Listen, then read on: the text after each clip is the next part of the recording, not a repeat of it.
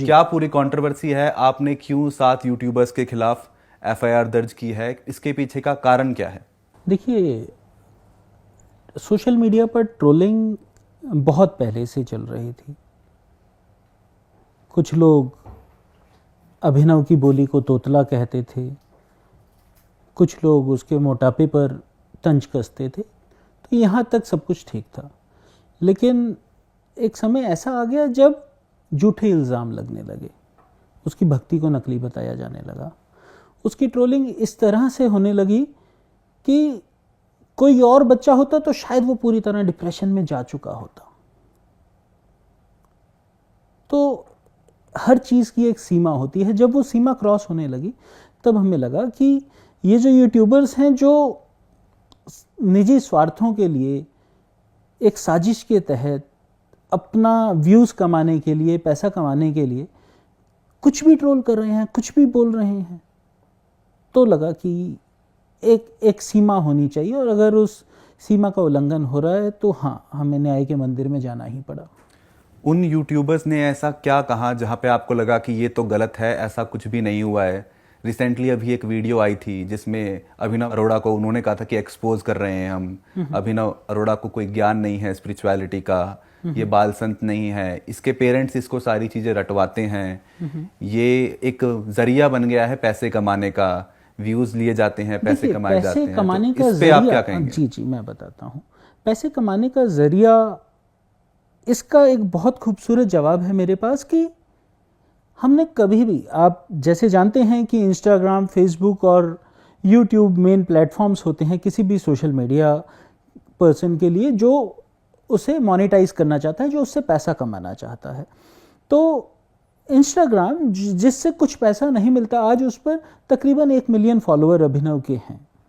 रही बात यूट्यूब की या फेसबुक भी, तो आज तक हम उस पर बहुत ज़्यादा ध्यान नहीं दे रहे हैं, और कोई भी चैनल हमारा आज तक मोनेटाइज नहीं है। It is eligible for monetization since long now, but we have not monetized it yet. तो अभिनव अरोड़ा किसी भी इवेंट में जाते हैं या कहीं भी जाते हैं तो उसके पैसे नहीं लेते हैं? नहीं, मतलब क्या आपको क्या लगता है कि कोई अगर जागरण में अभिनव को बुलाएगा या किसी ऐसे धार्मिक कार्यक्रम में बुलाएगा तो मैं क्या बोलूँगा कि आप मुझे पैसा दीजिए क्योंकि अभिनव वहाँ आएंगे? नो। अभी रिसेंटली एक फोटो डाली गई थी, किसी होटल में गए थे, तो वो प्योर मतलब कोई पैसा लेके वहाँ पे किसी होटल में, किस तरह की फोटो? आप अगर थोड़ा सा डिटेल। होटल में अभिनव बैठे थे।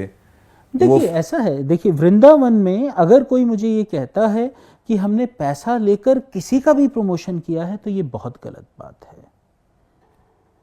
हाँ, अगर किसी एक होटल का नाम विशेष रूप से मैं नाम नहीं लूँगा, हम यहाँ किसी को प्रमोट करने नहीं बैठे हैं, तो कोई भी अगर होटल अभिनव को बुलाता है और हमें लगता है कि वो वृंदावन के टूरिज्म को लेकर, वृंदावन जो लोग आ रहे हैं उसको लेकर एक पॉजिटिव छवि दे रहा है, तो yes, we will promote it, but no, we will not take any money from anyone. We have not taken any money from any hotel और एनी ब्रांड। अगर एक वीडियो बहुत वायरल हुआ था कि ये ब्रांडिंग अपॉर्चुनिटी है और अभिनव ब्रांड का प्रमोशन कर रहे हैं, उसमें क्या था कि एक कंपनी है जिसने अभिनव की राधिका गोविंद के लिए एक बहुत खूबसूरत ड्रेस बनाकर भेजी, तो अभिनव को वो बहुत पसंद आई। तो अगर अभिनव वहाँ जाकर उसके बारे में कुछ अच्छा बोल रहे हैं तो इसका मतलब ये तो कभी नहीं हुआ कि अभिनव ने उस ब्रांड को प्रमोट करने के लिए पैसा लिया। तो अभिनव से ना हम कोई पैसा कमा रहे हैं, ना हमारा ऐसा कोई ऑब्जेक्टिव है, ना ऐसा हमारा कोई एजेंडा है। अगर हमारा एजेंडा होता तो हम आज सोशल मीडिया से ही बहुत मोनेटाइज कर बहुत पैसा कमा रहे होते, और मैं बहुत खुलकर ये बात आपके मन से बोल रहा हूँ, हमारा कोई भी चैनल आज तक मोनेटाइज नहीं है। रही बात आगे होगा या नहीं, हो सकता है आगे हो, क्योंकि अभिनव सेवा करना चाहता है। सेवा मुफ्त में नहीं होती। अगर उसे गौ सेवा करनी है या किसी भी तरह की संत सेवा भी करनी है, तो अगर वो चैनल मोनेटाइज्ड होते भी हैं आने वाले समय में, तो वो सारा पैसा जो है सेवा में ही लगाया जाएगा, ना कि अभिनव का घर खर्च चलाने के लिए या हमारा घर खर्च चलाने। सर आप पे है ना ये आरोप लगता रहता है कि ये बहुत सारे इंटरव्यूज में ये देता है, बहुत सारे पॉडकास्ट ही देता है, इसके सारे के सारे जवाब जो हैं वो एक जैसे ही रहते हैं कि आपकी दिनचर्या क्या है। जो वीडियो वायरल हुआ था जिसमें उस इंसान ने क्लेम किया था कि मैं अभिनव अरोड़ा को एक्सपोज कर रहा हूँ, उसमें इंसान ने कहा था सर आप सुबह कितने बजे उठते हैं? हाँ ये सारी मैं एक सवाल आपसे पूछना चाहता हूँ, आप सुबह कितने बजे उठते हैं? नहीं तो मैं आप पे आरोप लग रहा था ये कि आप जो सारे सवाल थे, सारे जवाब थे, वो सारे इंटरव्यूज में एक जैसे ही होते हैं सर और वो आपने इसको रटा रखे हैं। अगर कोई इनसे पूछेगा कि आप सुबह कितने बजे उठते हैं और इनका वो एक नित्य नियम है कि ये सुबह 3:30 बजे उठते हैं, तो हर जवाब का सवाल तो 3:30 बजे ही होगा। अगर एक सवाल होगा कि आप स्कूल जाते हैं, तो सवाल का जवाब तो यही दिया जाएगा कि हाँ जी मैं स्कूल जाता हूँ। ऐसा थोड़ी है कि 4 अलग पॉडकास्ट होंगे या 4 अलग लोग सवाल पूछेंगे तो सवाल का जवाब बदल जाएगा। एक 10 वर्ष के बच्चे से आप क्या अपेक्षा रखते हैं कि वो अलग अलग तरह से 4 तरीकों से एक सवाल का जवाब दे? अभिनव अरोड़ा स्कूल जाता है क्या नहीं जाता है अभी? अभिनव बिल्कुल अपनी आध्यात्मिक शिक्षा भी ले रहा है, अपनी भौतिक शिक्षा भी ले रहा है, दोनों चीजें ये ले रहा है। बट हाँ, जो अभी ट्रोलिंग हुई है उस वजह से ये स्कूल नहीं जा पा रहा है, बट अभी घर से ही आध्यात्मिक और भौतिक शिक्षा ली जा रही है। क्या आपके मन में कभी ये विचार आया कि अभिनव को इन सब चीजों में पढ़ना नहीं चाहिए था और पहले अपनी शिक्षा पे ध्यान देना चाहिए था? देखिए, अभिनव का शिक्षा पर ध्यान आज भी है। He is a bright student. आज भी उसका मानना है कि स्कूल की पढ़ाई भी उतनी ही जरूरी है जितनी आध्यात्मिक शिक्षा जरूरी है। हाँ, वो गुरुकुल जाना चाहता है, वो गुरुकुल जाना चाहता है, बट नहीं, आज की डेट में वो गुरुकुल नहीं जा पा रहा है। बट यस, वो आध्यात्मिक शिक्षा भी ग्रहण कर रहा है। सर मैं आपसे पूछना चाहूंगा, जो वीडियो थी जो वायरल हुई थी अभिनव को लेके, उसमें कहा गया था हमने इसको एक्सपोज किया, उसमें आपके एक आइसक्रीम कंपनी की भी बात हुई जो आपने स्टार्ट की थी, फालूदा एक्सप्रेस। तो वो सब क्या था? आपने अभिनव को एज अ कस्टमर दिखाया उसके अंदर आपने, और ये भी था कि आपके ऊपर केस हो गया, उस केस में कन्विक्ट पाए गए हैं, और बहुत सारे लोगों ने इल्जाम लगाया, उस वीडियो के नीचे कमेंट किया कि आप फ्रॉड हैं और आप सबने पैसे लिए हैं लोगों के। मैं बताता हूँ। अगर फालूदा एक्सप्रेस एक फेलियर रहा तो ये एक्सपोज कोई 13 अक्टूबर के वीडियो में नहीं हो गया। दुनिया के सबसे बड़े मंच टेडेक्स पर जाकर मैंने 2022 में ये बात कबूली थी कि मेरा फालूदा एक्सप्रेस फेल हुआ, वो कोविड की भेंट चढ़ गया। ये वो समय था जब मुझे कोविड हुआ था और कोविड के बाद मैं एक बीमारी से ग्रस्त हुआ जिसे वेस्कुलर नेक्रोसिस कहते हैं, जिस वजह से मेरे दोनों कूल्हे खराब होने चालू हो गए थे। तो more than 9 months I was on bed, और ये बायलैटरल डिसीज मेरे दोनों हिप्स में हो गई थी, जिस वजह से मेरी मूवमेंट भी पॉसिबल नहीं रही थी। तो ये वो समय था जब फालूदा एक्सप्रेस फेल हुआ, और मुझे लगता है कि ये बात मानने में मुझे कभी गुरेज नहीं रहा। अगर ये एक्सपोज 13 अक्टूबर 2024 को हुआ होता तो मैं भी उस यूट्यूबर को सलामी देता, लेकिन ये बात तो मैं अपने वीडियो में, अपने टेडेक्स मंच पर बोल चुका हूं। दुनिया के सबसे बड़े मंच पर मैं ये बात स्वीकार कर चुका हूं कि फालूदा एक्सप्रेस एक फेलियर रहा, तो इसमें एक्सपोज क्या हो गया? और रही बात कोर्ट केस की, तो वो मामला अभी भी कोर्ट में विचाराधीन है। आप पे एक आरोप ये भी लगता है कि आप बहुत अच्छे स्पीकर हैं, आपने टेडेक्स में लगता आपने स्पीच दे रखी है, और अभिनव अरोड़ा आपका एक प्रोडक्ट है। जब फालूदा एक्सप्रेस फेल हो गया तब आपने अभिनव के बारे में सोचा, आपने सोचा मैं रिलीजन की आड़ में अभिनव को आगे बढ़ाता हूं और इससे पैसे कमाता हूं। आपने बता दिया कि चैनल मोनेटाइज नहीं है, लेकिन आप कह रहे हैं आगे हो सकता है। इस पे आप क्या कहना चाहेंगे? और आपने वो पैसे देके फालूदा एक्सप्रेस की वीडियोस में अभिनव को, उस वीडियो में कहा गया कि अभिनव को एज ए कस्टमर दिखाया आपने, लोगों को ठगा आपने। इस नहीं, ठगने वाली बात कहां से आ गई लोगों के? जब नहीं, अगर आप उस वीडियो को भी ध्यान से देखेंगे तो जिस एक कोर्ट केस की बात की जा रही है वो कोर्ट केस आज भी विचाराधीन है, नंबर 1। नंबर 2, फालूदा एक्सप्रेस एक फेलियर था, ये कोई एक्सपोज नहीं है। This is something which I have accepted on the biggest platform of the world, which was TEDx, and it was in 2022. The video was published on TEDx platform in I think January or February 2023. तो अगर उसके 1.5 साल बाद वही बात उससे कम knowledge के साथ कोई बताता है और कहता है कि मैंने एक्सपोज कर दिया, तो वो एक गलत है। यह वीडियो जिस यूट्यूबर ने भी बनाया है उसका उद्देश्य सिर्फ और सिर्फ उस वीडियो से पैसा कमाना था। अभिनव अरोड़ा आपका बेटा है, इसकी इतनी ट्रोलिंग हो रही है, ये डिप्रेशन में भी जा सकता है, कोई हमला भी कर सकता है, भगवान ना चाहे कुछ ऐसा हो। आपको नहीं लगता इसे रिफ्रेन करना चाहिए और आगे वीडियो बनाने से पहले आध्यात्मिक शिक्षा लेनी चाहिए, पूरा पढ़ना चाहिए, और फिर 2-3 साल में when he is capable of doing that then he should come on Instagram, he should start making videos. और अभी ये पूरा लाइमलाइट में है, पूरा देश बात कर रहा है, कुछ हो सकता है। आपको नहीं लगता कि अभी थोड़ा रुक जाना चाहिए, एक ब्रेक मार लेना चाहिए और उसको और पढ़ना चाहिए, गुरुकुल में हो चाहे स्कूल में, और उसके बाद ये वीडियो बनानी चाहिए? देखिए ये बात अभिनव ने भी अभी कही कि कोई बच्चा कोई नई चीज सीखता है तो वो सबको दिखाता है। तो अभिनव की जो सोशल मीडिया जर्नी है वो भी कुछ इसी तरह शुरू हुई। अगर इसने धर्म के बारे में कुछ पढ़ा तो वो अगर 4 लोगों को बताना चाहता है, देखिए मैं आपको बताऊंगा कि जो रील वर्ड है और जो रियल वर्ड है ना वो बहुत अलग है। सोशल मीडिया पर जितनी भी ट्रोलिंग हो रही हो, लेकिन जो लोग ज़मीनी स्तर पर अभिनव से मिलते हैं वो अपना पूरा प्यार इस पर न्योछावर करते हैं। अभिनव अभी मंदिरों के भी दर्शन करता है और अभी कुछ समय वृंदावन में मंदिरों में ये जाता रहा है। तो जो हेट ज़बरदस्ती की फैलाई जा रही है सोशल मीडिया पर वो ज़मीनी सच्चाई से बहुत दूर है। ज़मीनी सच्चाई ये है कि लोग आज भी इसे पहले की तरह पसंद करते हैं। तो आप ये कहना चाह रहे हैं? मैं सिर्फ ये समझाना चाहता हूं कि अभिनव ने गलत क्या किया है।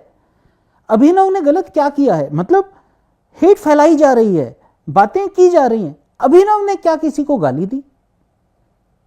क्या अभिनव ने किसी को अपशब्द बोले? क्या अभिनव किसी दूसरे धर्म के खिलाफ कुछ बोला? क्या इसकी कोई ऐसी स्टेटमेंट आई जिससे अभिनव ने अपने धर्म का नाम खराब कर दिया? तो अभिनव गलत कहां है? अभिनव अगर अध्यात्म की बात कर रहा है, आज राधे राधे बोल रहा है, हरे कृष्णा बोल रहा है, तो उन लोगों को आग लग रही है जिनके अपने बच्चे राधे राधे नहीं बोल पा रहे हैं। सर, आरोप ये लगता है कि अभिनव के पास अभी पूरी नॉलेज नहीं है जब ये सब बात बोलता है। कुछ लोग हैं, कुछ टियर 2 टियर 3 सोसाइटी में रहते हैं, सिटीज में रहते हैं, वो इन्फ्लुएंस हो सकते हैं। वो भी अपने बच्चों को पुश कर सकते हैं कि तुम भी ऐसी वीडियोस बनाओ, तुम भी ऐसे रील्स बनाओ, तुम भी मतलब स्पिरिचुअलिटी की तरफ जाओ। जो होना चाहिए, स्पिरिचुअलिटी पढ़ना चाहिए, but it has to go along with the regular academics, don't you think? हाँ, तो he is going through regular academics as well. Sir, Lawrence Bishnoi वाली बात हो रही थी कि ये आप पे बहुत बार चर्चा होती है कि आप चाहते हैं कि अभिनव किसी तरह लाइमलाइट में रहे। लॉरेंस बिश्नोई की गैंग ने अलेजेडली एक पॉलिटिशियंस की किलिंग करवाई थी। उसके तुरंत 1-2 दिन बाद आपकी तरफ से, आपकी वाइफ की तरफ से ये बयान आया कि आपको भी लॉरेंस बिश्नोई की धमकी आई है। तो आपको क्या लगता है कि मैं उतना बेवकूफ़ इंसान हूं कि मैं लॉरेंस बिश्नोई के नाम से एक कहानी रच दूंगा? यही आरोप लग रहा है आपके ऊपर। ये आरोप लग रहा है, तो इसकी सच्चाई तो पुलिस ही बताएगी ना। क्या आपको उसके बाद पुलिस प्रोटेक्शन मिली है?